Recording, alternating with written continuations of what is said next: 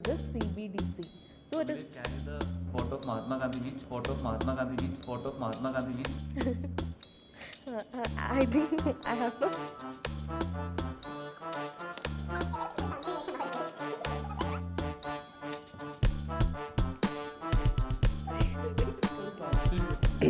അത് കട്ടയാണ് സാമ കാണിക്കുന്നത്. So anytime. Is it a cat or a bear or crocodile?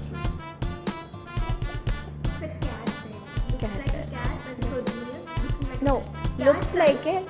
bear Cat size. but belongs to the cat. Civet family. So, is it a monkey? No. Is it like this?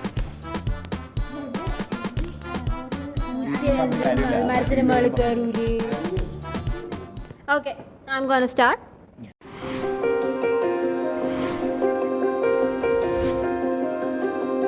Dear friends, this is our aspirants initiative to cover the very important current affairs for your prelims 2023. Current affairs are always a matter of tension for many UPSC aspirants. The concern is what to study, where to study, when to study, how much you have to study. Different sources are there.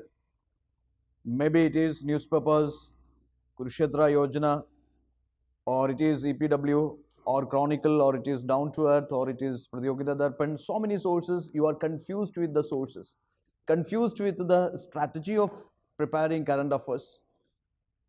How much time or how many hours you have to allot for current affairs every day. So here this initiative will give the simplest solution to all such concerns regarding your current affairs preparation. Yes, when you prepare current affair, it's very important to limit your sources and to focus on that Moonar strategy, that triple R strategy. Now here, when you study anything which is related to current affairs, it's very important to know why that is significant, why it is relevant, why it is in the news, what is the issue behind that particular news, then its background, of course, about its challenges, opportunities, pros, cons, and the way forward opinion suggestions or the government initiatives. All these concepts are very important when you approach the current affair topics. Okay, so in this series we will be doing, this is very friendly, like a aspirants interaction on current affairs, covering from subjects like economic, history, geography, polity, or international relations, or social justice, science and tech, disaster management, everything. Okay, so if you like this series, please do comment and please inform, or please let us know your feedback on this series. Okay, thank you. Let's start. Okay, friends, can we start now? Yes. So, I'm going to talk some IR today. So, can any of you tell me which is the most relevant IR topic in news recently? G20. And the reason G20 is in news? Because India is taking the presidency now. India has now become the president of G20. So, what is basically G20? It's a group of 20 nations, 19 Asian and one European Union. So, problem solved from N1. Yes. So, it's actually 19 countries. 3 countries from North America, 2 from South America, 1 from Africa, 1 from Australia, and Australia, one from Australia. Australia itself is a country and it's also a continent. Yes. So, Okay. is there any other Australia. continent with Not one from Australia. 6 Australia. from Australia. Asia and the rest from Europe plus 1 European Union? These are the main countries. So, they basically, so what is the need of G20? Why G20? What's the need? Trading integration. No, moreover, Globalization. it's the result of a globalization, we can tell, because it was formed in the backdrop of the economic depression in the late 90s. So basically, this aims for Integration of markets. integration of markets. That's it. G20 comprises of 85% of the global GDP. That is, it's so huge, and 75% of the global trade happens in G20 countries, and it also constitutes the 2/3 of the world population. If India is there, already 1/5 of the population is there. China is there, 2/5 of the population already there, and the rest of the population comes from other countries. So India has taken up the presidency, and I think you should have all seen the logo of new India's presidency logo. with the lotus and all. And can anyone tell me the theme? It's Vasudeva Kutumbakam. That is one earth, one family, one future. That is, we all live in the same earth, and if we live in the same earth, we live in the same family, and we all have the same future, and that's a result of climate change. So, do anyone tell me about Troika, G20 Troika? It is three groups coming together: the previous president of G20, the present president, and the next future president of G20. So now it will be Indonesia, India, and Brazil. And last month it was Italy, Italy, Indonesia, and Indonesia. India. So that's basically Troika. It changes with every president. That's every year. We know the presidency changes every year. India will be the president from 1st December 2022 to 1st December 2023. 30th November 2023. 30th November. 2023. And this year's agenda is inclusiveness, ambitious, and action oriented. That's this year's agenda of India. So now we know the Troika is three countries: India, Indonesia, and Brazil. And the importance of these three countries are that they are developing economies and developing at a really fast pace. So this is the reason why G20 is in news, and I think it will be really important in our prelims and mains perspective, because India taking up the global leadership. It's an another example of India taking up the global leadership, and this could even result in India getting permanent seat in UNSC. Okay, anything you have to ask me? So in prelims, how come the questions come? They could ask our G20 countries. I think it has been a previous year question also, that they could list some countries, and they could ask us which of the following are G20 countries, which of the following are not G20 countries, like that. And also place in news are also important, right? Places in use. Okay, so my topic is central bank digital currency. So I think everybody is aware about this topic, right? Central bank digital currency, because recently in all the newspaper it is mainly highlighted topic it is. So when we look into our syllabus, can you tell me like in which area the central bank digital currency is important for UPSC perspective? GS3 like economy, money and banking, right? So we have already studied like money and banking. So and also one more thing is that nowadays it is becoming digitalized everything. So there is a tendency to moving on to a digital country. So this topic is very important. Why? Because first time our India or our central bank is issuing the CBDC. CBDC means central bank digital currency. Okay. So why it is more important? Because it is a legal tender. So I think everybody knows what is legal tender, right? So it is having a legal backing. So what can be the act which can be backed this CBDC? RBI Act. 1934. Okay. So what about fiat currency? What do you mean by fiat currency? Those released by the government. Okay, approved and released by the government. So there can be statements in prelims like all legal tender can be fiat currency. Yes, right? Yes. Then what about all fiat currency can be legal tender? No. Understood. So like aspirants can be very like they will think like they will be confused. So this is the area where you have to focus on. Okay. So in simple terms, we can say that it is an electronic version of cash, right? So what all things we are doing with our cash, it can be done using the CBDC. This is the main thing that we have to look into this topic. Okay. So will it have contain a photo of Mahatma Gandhi in it? No, it doesn't carry his photo because it's a digital form, right? So it doesn't contain. And one more thing is that it can be kept in a wallet. Like our mobile phone is having a wallet, right? So it can be easily kept in it. And wherever we are going, we don't want to carry this cash. So it is very easily carryable, it is also easy for the transaction. It is more convenient. That is the main crux. It is more convenient. And one more thing is that in the RBI's balance sheet, it is actually liability. Okay, that is the most. It is not an asset, it's a liability in the RBI's balance sheet. That is the core point. It can be asked in the statement wise whether it is an asset or liability. The other important point is that it is actually a liability on RBI's balance sheet. Okay, so it doesn't comes under asset, it comes under liability side. Fine. So the other thing is that cryptocurrency and bitcoins, it can be confused. So nowadays, last year also there were questions from blockchain technology, bitcoin, cryptocurrency and all. So it can also be expected question from this part also, like it can be confused. What is the difference between CBDC and cryptocurrency or bitcoin, etc.? The one fact is that it is the CBDC actually got inspired from bitcoin. It got inspired, but the difference is that these cryptocurrency and bitcoin is not having any legal backing. Understood? It doesn't have any legal backing. That is the core point over here that you need to be focused on. So CBDC, in a simplest form, we can say that it is an electronic version of cash, and it is having a legal backing, and it is introduced by RBI, and also it amended the act, RBI Act 1934. This is the crux of this. Okay.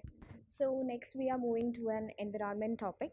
So today I'm gonna discuss about bint around. So it was recently in news due to the betting and gambling for the exotic meat, which is illegal. So as we all know, we have many questions in the past 10 years about conservation of wildlife, animals and birds in the UPSC. So this topic is very important for us. So as we all know, it belongs to the civet family, so which is also known as bear cat or cat bear. So it is found in the dense forest, which is arboreal and omnivore in nature. So the distribution is in Southeast Asian region, which includes Nepal, India, Bhutan, Indonesia, and islands of Sumatran and Java regions. So a main important characteristic feature of binturong is that it is nocturnal and crepuscular in nature, which means it is active in the twilight, that is evening time. So and also it is reported that in some areas it is an affectionate pet. That means even though it is wild, it is also regarded as a pet animals in some areas, not in everywhere, in some regions. So the conservation status of binturong is, according to IUCN Red List, it is vulnerable, and in CITES listing, it is in Appendix 3, and in Indian Wildlife Protection Act 1972, it is in the Schedule 1. So that's it. So I'm going to discuss a science and tech topic, which is a very important topic which I've seen in the Hindu newspaper recently. It's been there for a few weeks now. GM mustard seed. So what do you mean by GM?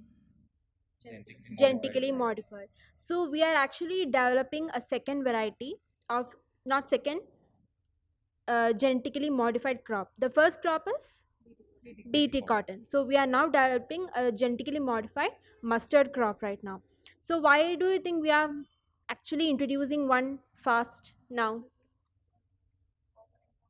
Yes, import bills, because we import about 14 million tons of mustard, like edible oils, per year for about $20 billion, while in India we are producing only $9 million, 9 million edible oil.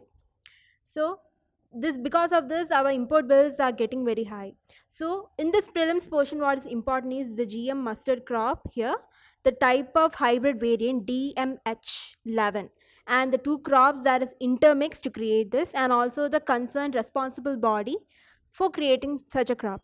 So DMH11 is Thara mustard hybrid.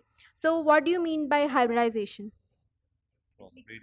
Yes. So here we are actually mixing two different types of crops, that is Barney's and Barstar, to create a DMH, that is genetically mustard crop. We are actually crossbreeding these two dissimilar plants to create this. So what is the difference of this crop and our Indian mustard crop? Productivity. Yes, we have about 28% increase in the productivity than our local Indian mustard crop, and the body which is responsible for creating the crop and its approval is Genetic Engineering Appraisal Committee, GEAC. So what do you think are the concerns associated with this crop? Long-term health concerns. Yes, long term environmental concerns, and also the concerns of our bee population, because mustard flowers, from them the bees take the nectar. So it may threaten the bees population, creation of honey and all. So that is a very big concern we have in the long run. So to avoid this, what we use is we reduce the amount of herbicides we use for the creation. Also, this plant is having a weed controller. So we don't technically grow these type of crops in a farmer's plot, but in other commercial plot developed exclusively for this. And also we have to study about the threatenings of the bees, honey bees in the future, along with how we are going to work out on this. So that's about my topic. Hello guys, the topic we covered is the Megnarega. Do you know the full form of Megnarega? Mahatma Gandhi National Rural Employment Guarantee Act 2005. UPSC has several times asked this type of question. Recently, the central government has constituted a committee to review the implementation of the Megnarega scheme. This scheme is to efficiency, for the program efficiency, for the poverty alleviation program. This was enacted in 2005 and for the demand-driven schemes for 100 days of unskilled work to every rural household that wishes to participate. This is a big project for the government for the livelihood approach for the rural. The UPC asked that there is a type of ABC type questions which ministries come under. Is Ministry of the Rural, Ministry or Urban Ministry? Can you say that? Yes. Basically, this is under Rural Ministry. Let's discuss some features which are covered under the MG Narega Act. The women were guaranteed the 1/3 of the jobs made available under Narega. Okay, the programs helps in creating the durable assets. If you see in the rural areas, we can clean the roads, our canals, the ponds and wells. And this, the core objective of the Narega is the social audit is very necessary. Are you aware about that social audit? Yes, can you explain what is social audit? Yes, because that is basically is accountability and transparency. Accountability and transparency is very necessary. If in a social audit, if in a village panchayat, there is some, you heard about the Gram Sabha and that of, the social audit is necessary because the stakeholders are included in that particular projects, that program is necessary. Recently, the central government and state government can align with this type of project to envelop the local self-government in an effective way. This type of project, because of the Megnarega program, is implemented under the rural ministry. So that's why this is more focus on the local self-government. Okay, and we covered this area. We have, if the UPSC aspirant or the prelims background, we have to ascertain what are the constitutional provisions because we are a UPSC aspirant, yeah. So we need to aware about what are the constitutional provisions in that act. This provisions, Article 41 says that the right to work. This comes under the Megnarega. The right to work is our right. And Article 16 says that. Can you say Article 16 says that? Yes. And we have also an SDG, Sustainable Development Goals. It says that the first says that there is no poverty. SDG 1 says that no poverty. SDG 2 says that there is zero hunger. So the government announced, the funding is very necessary. The government, the funding the 40,000 crore for the MG Narega in 2020-21. So this program is for efficient for the livelihood project for the women empowerment in coming year and this year. So this will be effective. Okay, so today's current affairs section is over, right? Is there anything else to know, right? No. Okay, so we'll see in the coming next current affairs section. Okay. Thank you.